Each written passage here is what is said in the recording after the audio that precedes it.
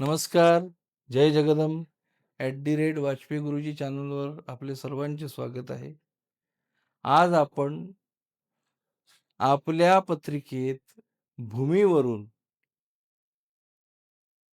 धनप्राप्तीचे योग आहेत का? भूमीशी संबंधित व्यवसायामध्ये आपल्याला धनप्राप्ती होईल का? ते शक्य आहे की नाही? त्याला काय योग लागतात? त्याबद्दल आपण चर्चा करणार आहोत.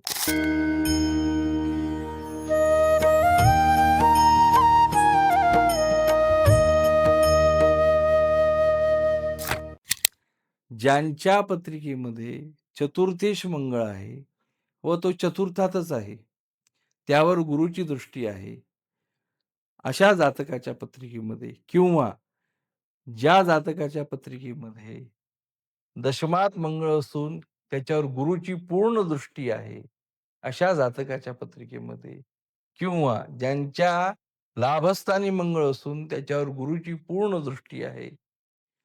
लाभस्थानी मंगळ हा स्वगृहीचा असेल, स्वराशीचा किंवा उच्चीचा असेल, अशा परिस्थितीमध्ये या सर्व जातकांना भूमीपासून लाभ होतात वा भूमीवर आधारित व्यवसायामध्ये त्यांना लाभ होतात.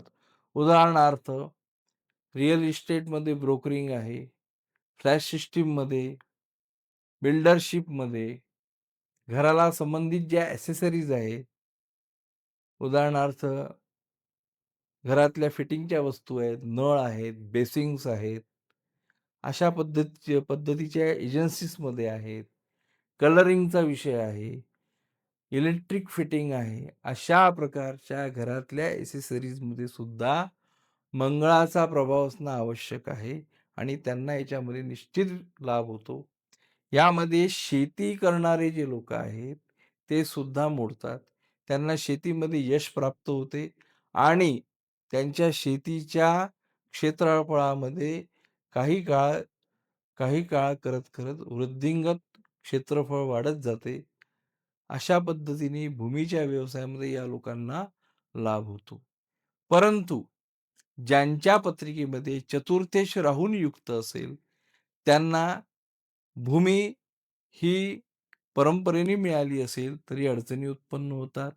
ते स्वतःच्या कर्तृत्वाने पुढे जायचा प्रयत्न करत असतील, तरी त्याच्यात अडचणी उत्पन्न होतात. अशा वेळेला त्यांनी काय केले पाहिजे, याची चर्चा आपण पुढच्या एपिसोडमध्ये करू.